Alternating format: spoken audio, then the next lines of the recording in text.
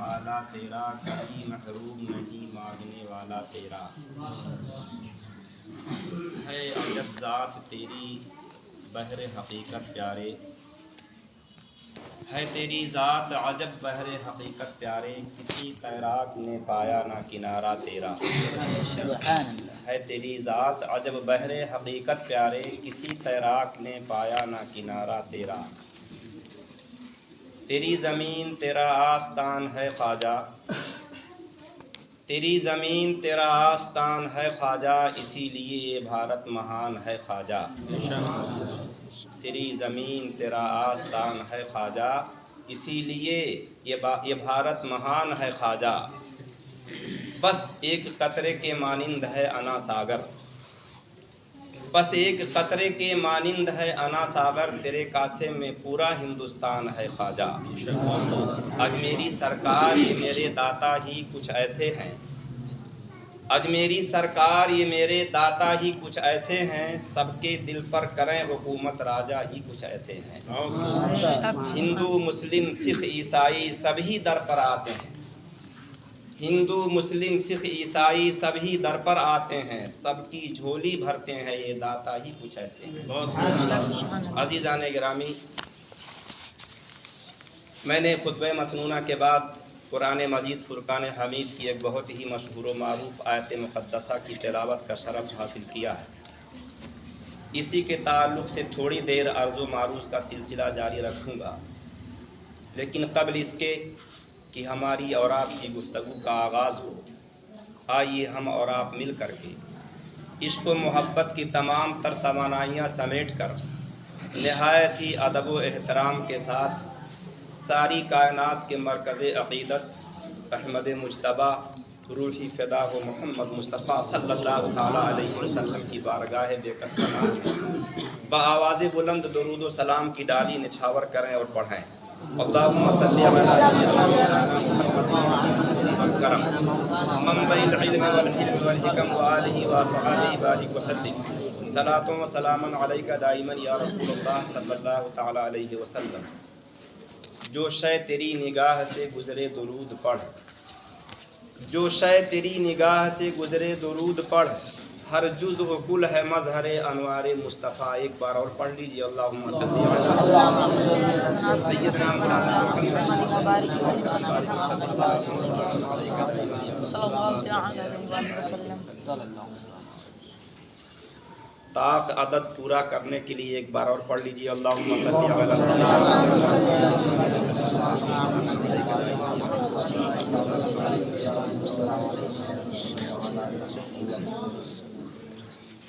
آج کی یہ محفل، یہ مجلس جس کو عالی جناب مختار بھائی، عالی جناب نوشاد بھائی، عالی جناب علی امام اور دیگر حضرات نے، جن کا نام میں نہیں جانتا ہوں لیکن کئی ایک لوگ اس میں شامل ہیں، ان لوگوں نے مل کر کے حضرت خواجہ غریب نواز سنجری ثم اجمیری رضی اللہ عنہ کی عقیدت و محبت میں آج آپ کے وصال کی تاریخ ہے، اسے مقدس ہے، چھٹی شریف جس کو کہتے ہیں، وہ تاریخ مبارک ہے۔ اسی تعلق سے، اسی سلسلے سے آپ لوگوں کے دل میں عقیدت و محبت کے بحر بے کراں بیدار ہوئے، اور آپ لوگوں نے ان کی محبت و عقیدت میں اس مجلس کو منعقد کیا، بچوں طلباء کے لیے کھانا بنوایا۔ یہ عقیدت و محبت کی نشانی ہے، اور اس بابرکت عظیم الشان مجلس کا انعقاد کیا۔ وہ ذات گرامی، قرآن مقدس میں رب تعالیٰ ارشاد فرماتا ہے، الا ان اولیاء اللہ لا خوف علیہم ولا هم یحزنون۔ آگاہ ہو جاؤ، بے شک اللہ کے ولیوں کو نہ کوئی خوف ہے اور نہ ہی کوئی غم ہے۔ خوف اور غم دو چیزوں کا ذکر اس آیت مقدسہ میں کیا گیا ہے۔ خوف کا تعلق زمانے ماضی سے ہے، اور غم کا تعلق خوف کا تعلق زمانے مستقبل سے ہے، اور غم کا تعلق زمانے ماضی سے ہے۔ مطلب یہ ہے کہ آدمی کی کوئی چیز فوت ہو جائے یا کوئی نقصان ہوا ہو یا کوئی حادثہ ہو چکا ہو اس کی زندگی میں، اس کا اسے غم لاحق ہوتا ہے۔ غم اس چیز کا ہوتا ہے جو چیز پہلے گزر جاتی ہے، گویا کہ غم کا تعلق زمانے ماضی سے ہے اور خوف کا تعلق زمانے مستقبل سے ہے، یعنی انسان کو کسی چیز کا آنے والے وقت میں کسی چیز کا خوف ہوتا ہے، کسی چیز کا ڈر ہوتا ہے، اس کو خوف کہتے ہیں۔ تو اس آیت مقدسہ میں رب تعالیٰ نے اعلان فرما دیا کہ یہ لوگوں آگاہ ہو جاؤ، جو اللہ کے نیک بندے ہیں، جو اللہ کے مقرب بندے ہیں، جو اللہ کے ولی ہیں، انہیں نہ تو گزرے ہوئے زمانے کا کوئی غم ہے اور نہ آنے والے زمانے میں کوئی ان کو خوف ہے۔ آگاہ، بے شک اللہ کے ولیوں کو نہ کوئی خوف ہے نہ کوئی غم ہے۔ حضرت خواجہ غریب نواز سنجری ثم اجمیری رضی اللہ تعالی عنہ، آپ کی ولادت بسعادت لوگوں کے تعلق سے لوگوں میں اختلاف ہے۔ بعض لوگوں نے کہا کہ آپ کی ولادت ہجری 530 میں ہوئی اور بعض لوگوں نے کہا ہجری 534 میں ہوئی۔ بہرحال 530 یا 534 اور بھی اختلافات ہیں۔ آپ کی ولادت بسعادت مقام موصل کے قریب سجستان، مقام ملک خراسان میں سجستان نام کی ایک جگہ تھی، جس کا نام بدل کر کے اب اس کو سنجر کہا جانے لگا۔ اس جگہ پہ آپ کی ولادت بسعادت ہوئی اور 15 سال کی عمر ہوتے ہوتے آپ کے والد گرامی کا سایہ سر سے اٹھ گیا۔ آپ کے والد گرامی حضرت سید غیاث الدین رضی اللہ تعالی عنہ ہیں، جو نہایت ہی متقی پرہیزگار تھے، عبادت خدا میں اپنا پورا وقت خرچ کر دیا کرتے تھے اور گھرانے کے اعتبار سے رؤوسا میں آپ کا شمار ہوا کرتا تھا۔ آپ غریب نہ تھے بلکہ اس دور کے رؤوسا میں آپ کا شمار ہوا کرتا تھا۔ جب آپ کا وصال ہوا اس وقت حضرت خواجہ غریب نواز رضی اللہ تعالیٰ عنہ کی عمر 15 سال تھی۔ 15 سال کی عمر میں آپ کے والد گرامی کا سایہ سر سے اٹھ گیا۔ آپ کے حصے میں ایک پنچکی اور انگور کا ایک باغ آیا، اسی سے آپ اپنی کفالت کر رہے تھے۔ کچھ دنوں کے بعد اس باغ کو آپ نے لوگوں میں صدقہ کر دیا، خیرات کر دیا راہ خدا میں۔ اس باغ کو آپ نے خیرات کر دیا، صدقہ کر دیا۔ حضرت خواجہ غریب نواز رحمۃ اللہ تعالی علیہ پیدری نسب کے اعتبار سے 11ویں واسطے سے حسینی سید ہیں اور مادری نسب کے اعتبار سے 11ویں واسطے سے حسنی سید ہیں۔ گویا کہ آپ حسنی اور حسینی دونوں سید ہیں، حسنی سید بھی ہیں، حسینی سید بھی ہیں۔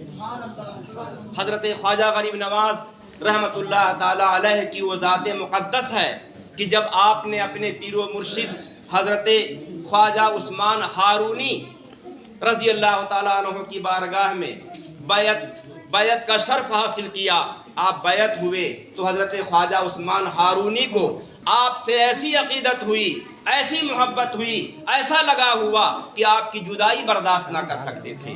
جب حضرت خواجہ غریب نواز 2.5 سال تک حضرت خواجہ عثمان ہارونی اپنے پیر و مرشد کی بارگاہ میں خدمتیں کرتے رہے، پھر حضرت خواجہ عثمان ہارونی نے آپ کو اپنا خرقہ مبارک عطا فرمایا، بیعت سے سرفراز فرمایا۔ 2.5 سال کی مدت گزارنے کے بعد آپ وہاں سے اپنے شہر میں چلے گئے، لیکن کچھ دنوں کے بعد حضرت خواجہ عثمان ہارونی رضی اللہ تعالیٰ عنہ کو حضرت خواجہ غریب نواز رحمۃ اللہ تعالیٰ علیہ کی جدائی برداشت نہ ہو سکی۔ اس غم میں آپ بغداد سے سفر کر کے سمرقند کی طرف، بخارا سمرقند کی طرف آپ نے سفر کا ارادہ فرمایا اور روانہ ہو گئے بغداد کی طرف۔ جب آپ راستے میں جا رہے تھے، حضرت خواجہ عثمان ہارونی حضرت خواجہ غریب نواز کے پیر و مرشد، جب آپ راستے میں سفر میں جا رہے تھے، ایک جگہ آپ نے قیام فرمایا، وہ بت آتش کدوں کا مسکن تھا، وہاں آگ کی پوجا کرنے والے لوگ رہا کرتے تھے اور آگ کی پوجا کیا کرتے تھے۔ وہاں آپ نے ایک درخت کے نیچے قیام فرمایا، نماز پڑھی، نماز کے بعد اپنے ایک خادم کو بھیجا کہ جاؤ آتش کدے سے آگ لے آؤ اور افطار کے لیے روٹی تیار کرو۔ آپ کے خادم جب آتش کدے کے پاس گئے، وہاں جو لوگ تھے آگ کی پوجا کر رہے تھے، ان لوگوں سے آگ طلب کیا، آگ مانگا، تو ان لوگوں نے آگ دینے سے انکار کر دیا اور کہا یہ ہمارا معبود ہے، ہم اس کی پوجا کرتے ہیں، ہم آگ نہیں دے سکتے۔ آپ کے خادم حضرت خواجہ عثمان ہارونی رضی اللہ تعالیٰ عنہ کی بارگاہ میں حاضر ہوئے اور سارا ماجرا بیان کر دیا۔ حضرت خواجہ عثمان ہارونی رضی اللہ تعالیٰ عنہ خود دوبارہ وضو کیے، وضو کر کے نماز پڑھے تھے، لیکن پھر دوبارہ وضو کیے اور بنفس نفیس خود آپ اس آتش کدے میں تشریف لے گئے۔ جا کے دیکھا تو لکڑی کا ایک تخت تھا، وہاں ایک بوڑھا شخص بیٹھا ہوا تھا اور 8-9 سال کا ایک بچہ اس کی گود میں تھا۔ آپ نے ارشاد فرمایا تم نے آگ دینے سے کیوں انکار کر دیا؟ اس نے کہا کہ یہ آگ ہمارا معبود ہے، ہم اس کی پرستش کرتے ہیں، ہم اس کی پوجا کرتے ہیں، اس لیے ہم یہ آگ تم کو نہیں دے سکتے۔ حضرت خواجہ عثمان ہارونی رضی اللہ تعالیٰ عنہ نے ارشاد فرمایا اگر یہ آگ تمہارا معبود ہے تو تمہیں نقصان نہیں پہنچا سکتی، اس آگ میں تم ہاتھ ڈالو، ہم دیکھیں گے کہ یہ ذریعہ باعث نجات ہے کہ نہیں، یہ تمہیں نقصان پہنچاتی ہے کہ نہیں۔ اس بوڑھے نے کہا، جس کا نام غالباً مخشیہ تھا، اس نے کہا کہ آگ کی یہ فطرت ہے کہ اس میں جو بھی ہاتھ ڈالے گا وہ جلانے سے باز نہ آئے گی۔ حضرت خواجہ عثمان ہارونی نے فرمایا آگ کی یہ مجال نہیں ہے کہ وہ کسی کو جلائے، مگر یہ حکم خداوندی کے تابع ہے، رب کا حکم ہوگا تبھی وہ جلا سکتی ہے، ورنہ نہیں جلا سکتی۔ لہذا میں تجھے دعوت دیتا ہوں کہ آگ کی پوجا چھوڑ کر کے خداوند قدوس کی عبادت کرنا شروع کر دے، مذہب اسلام میں داخل ہو جا۔ اس نے انکار کیا۔ حضرت خواجہ عثمان ہارونی رضی اللہ تعالیٰ عنہ نے اس بوڑھے شخص کی گود سے اس کے 8 سالے بچے کو اپنی گود میں لے لیا اور اس کو لے کر کے اس آگ میں داخل ہو گئے، جو بہت ساری لکڑیاں اکٹھا کر کے روز جلائی جاتی تھی، کبھی بجھنے نہیں دیا جاتا تھا، بہت ساری لکڑیوں کا ڈھیر اکٹھا کر کے روشن کیا جا رہا تھا۔ اس آگ میں اس بوڑھے شخص کے گود سے اس بچے کو لیا اور خود لے کے آگ میں داخل ہو گئے۔ وہ بوڑھا حیران ہو گیا، سارے جتنے آگ کی پجاری وہاں بیٹھے ہوئے تھے سب میں آہو فغاں مچ گیا، شور و گل مچ گیا، سب آہوزاری کرنے لگے۔ تھوڑی دیر کے بعد غالباً 4 ساعت تک آپ اس آگ میں موجود تھے۔ 4 ساعت کے بعد جب آپ اس آگ سے باہر تشریف لائے تو بچہ مسکرا رہا تھا اور آپ کے جسم پہ، کپڑوں پہ، کسی بھی عضو پہ آگ کا کوئی نام و نشان نہیں تھا، کوئی دھبا نہیں تھا۔ وہ بوڑھا جب اپنے بچے کو دیکھتا ہے تو نہایت خوش ہو جاتا ہے۔ اس بوڑھے نے بھی اور ساتھ ساتھ اس کے بچے نے بھی اور بہت سارے آتش پرستوں نے بھی آپ کے دست حق پرست پر مذہب اسلام سے مصرف ہوئے۔ حضرت خواجہ عثمان ہارونی رضی اللہ تعالیٰ عنہ نے اس بوڑھے کا نام غالباً عبداللہ رکھا اور اس کے بیٹے کا نام ابراہیم رکھا۔ بعد میں اس آتش کدہ کی جگہ پہ ایک مسجد تعمیر کی گئی اور یہ دونوں اللہ کے مقرب ولی ہوئے۔ یہ آپ کے پیر و مرشد حضرت خواجہ عثمان ہارونی رضی اللہ تعالیٰ عنہ تھے۔ پھر حضرت خواجہ غریب نواز رحمۃ اللہ تعالیٰ علیہ سفر حج کے ارادے سے روانہ ہوئے۔ جب آپ کعبہ شریف کا طواف فرما رہے تھے تو ایک آواز آ رہی تھی۔ بعض لوگوں نے بیان کیا ہے طواف کے درمیان ایک آواز آ رہی تھی، اے معین الدین جو مانگنا ہے مانگ لے۔ حضرت خواجہ غریب نواز معین الدین حسن چشتی رضی اللہ تعالیٰ عنہ نے عرض کیا، اے رب قدیر تو عالم الغیب و شہادہ ہے، تو لوگوں کے دلوں کے راز کو جانتا ہے، تو علیم و خبیر ہے، تو سمیع و بصیر ہے، تو سب کچھ جانتا ہے کہ میری نیت کیا ہے، تو سے کچھ عرض کرنے کی ضرورت کیا ہے۔ پھر آواز آتی ہے معین الدین جو مانگنا ہو مانگ لے۔ پھر آپ وہی عرض کرتے ہیں، اے رب قدیر تو سب کچھ جانتا ہے، سب کی نیت کو جانتا ہے، میں تجھ سے کیا مانگ سکتا ہوں۔ تیسری بار آواز آتی ہے حضرت خواجہ غریب نواز رحمۃ اللہ تعالیٰ علیہ، پھر وہی عرض کرتے ہیں رب تعالیٰ۔ وہ غیبی آواز آتی ہے، اے معین الدین حسن چشتی میں نے سلسلہ چشتیہ کے ہر شخص کے بارے میں اعلان کر دیا کہ جب تک اس کو میں توبہ کی توفیق نہ نصیب کر دوں اس وقت تک اس کی موت نہیں ہو سکتی۔ جو شخص بھی سلسلہ چشتیہ سے منسوب ہوگا جب تک اس دنیا میں زندہ رہے گا، جب تک توبہ کی توفیق نصیب نہ ہو جائے، وہ توبہ نہ کر لے، اس وقت تک اسے موت نہیں آ سکتی۔ یہ رب کا فیضان ہے حضرت خواجہ غریب نواز رحمۃ اللہ تعالیٰ علیہ کے سلسلے والوں پر۔ حضرت خواجہ غریب نواز رحمۃ اللہ تعالیٰ علیہ جب مدینہ منورہ میں حاضر ہوئے، ساری کائنات کے مرکز عقیدت پیارے آقا سید عالم صلی اللہ علیہ وسلم کے روضہ انور پر حاضری ہوئی، سلام عرض کیا، السلام علیکم یا رسول اللہ۔ روضہ انور سے آواز آئی، وعلیکم السلام یا سلطان الہند۔ حضرت خواجہ غریب نواز رحمۃ اللہ تعالیٰ علیہ اس آواز کو سن کے دنگ رہ گئے اور کہا کہ مجھے تو ہندوستان کے بارے میں کچھ بھی معلوم نہیں ہے، میں وہاں کبھی گیا نہیں ہوں، وہاں کے بارے میں کچھ بھی نہیں جان سکتا ہوں، مجھے سلطان الہند کیوں کہا گیا؟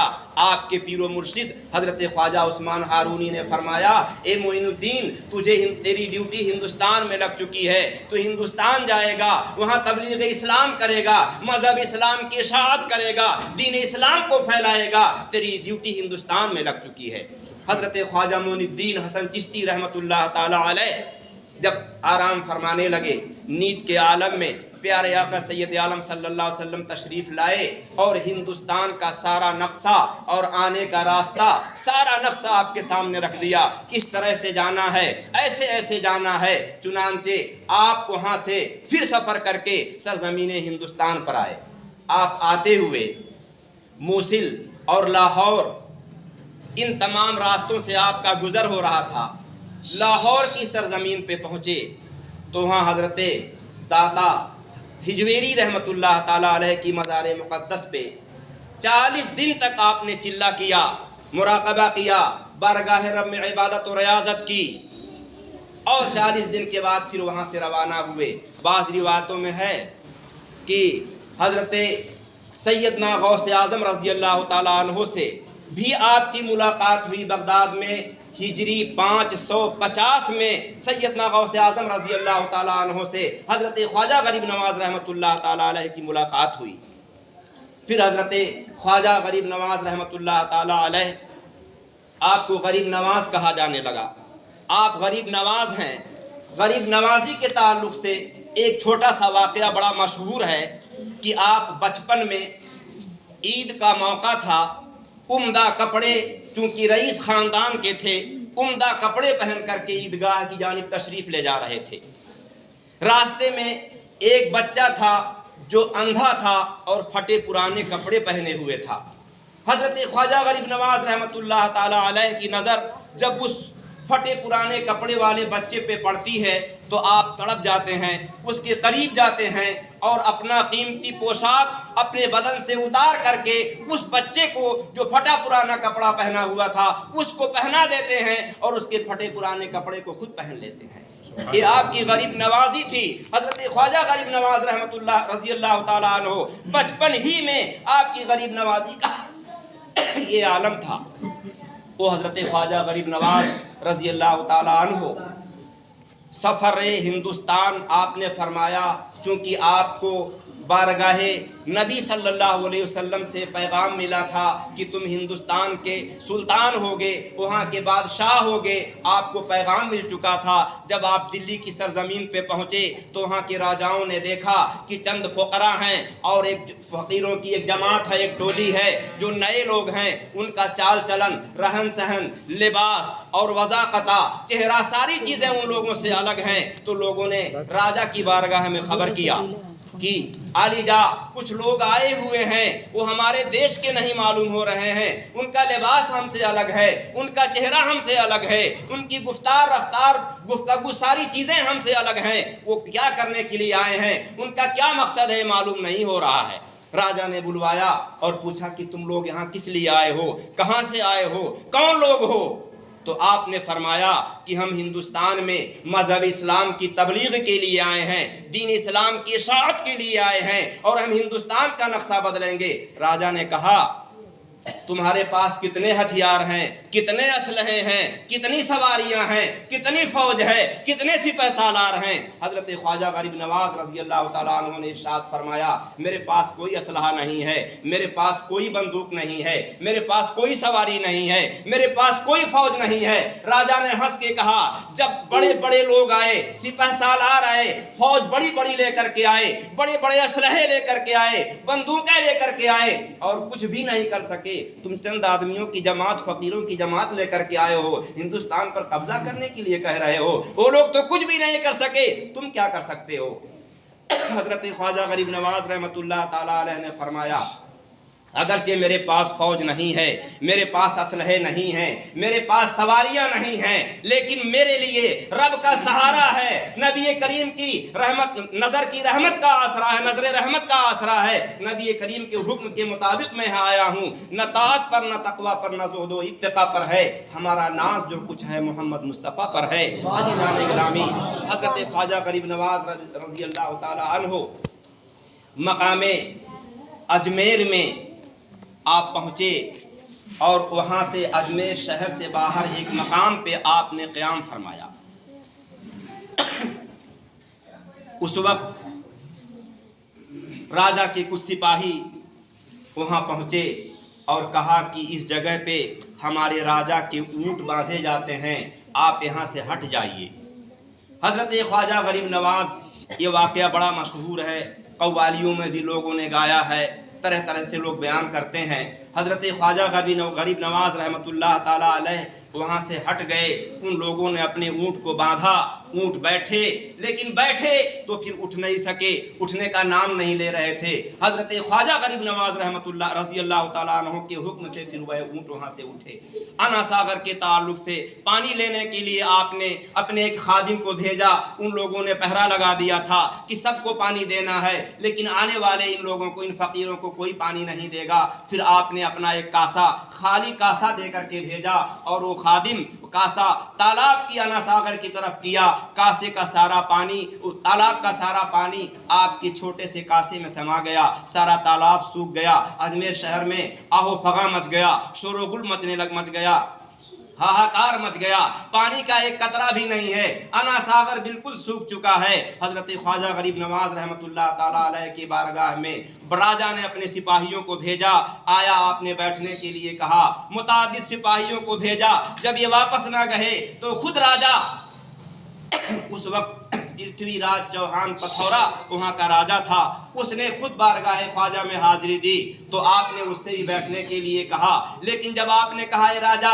مجھے کسی چیز کی ضرورت نہیں ہے، بس میں صرف یہی کہہ رہا ہوں کہ آج کے بعد سے تو کسی پر پانی نہیں بند کرنا۔ راجا یہ سن کر طیش میں آیا اور اپنے سپاہیوں کو حکم دیا کہ اس کو گھیر لو، قتل کر دو، لیکن جب سب اٹھنے کے لیے کوشش کرنے لگے تو کوئی اٹھ نہ سکتا تھا، آخرکار وہ مجبور ہو گئے۔ حضرت خواجہ غریب نواز رضی اللہ تعالیٰ عنہ کے سامنے گھٹنوں کو ٹیک دیا اور کہا کہ اے خواجہ ہمیں معاف کر دو، آج کے بعد سے ہم کسی پر پانی بند نہ کریں گے۔ پھر خواجہ غریب نواز رضی اللہ تعالیٰ عنہ نے زمین کو حکم دیا انہیں چھوڑ دینے کا اور وہ لوگ اٹھے۔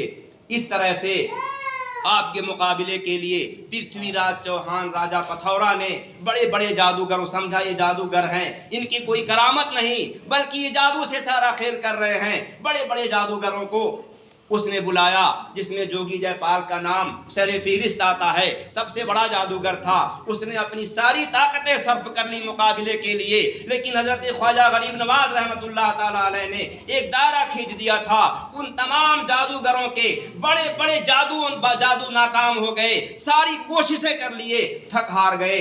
آخرکار آپ لوگوں نے سنا ہوگا کہ ہوا میں اڑنے لگا۔ حضرت خواجہ غریب نواز رضی اللہ تعالیٰ عنہ نے اپنی کھڑاؤں کو حکم دیا کہ جا اس مغرور کو زمین پر لے آ۔ کھڑاؤں گئی، جوگی جے پال کے سر پہ پڑنے لگی، آخرکار مجبور ہو کر کے خواجہ غریب نواز کی بارگاہ میں آیا اور توبہ کیا، معافی مانگا اور کلمہ پڑھ کر کے مشرف با اسلام ہوا۔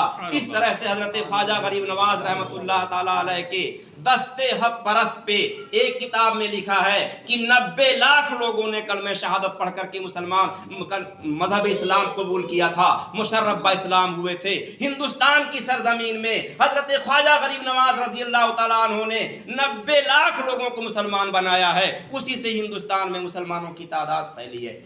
हमारे रब तबारक व तआला की बारगाह में दुआ है, रब कदीर हम सबको सैयदना ख्वाजा गरीब नवाज रज़ी अल्लाह तआला अन्हु के नक्शे कदम पर चलने की हमें तौफीक अता फरमाए, उनसे मोहब्बत करने की तौफीक अता फरमाए। और जिन लोगों ने मोहल्ले के लोगों ने आली जनाब मुख्तार भाई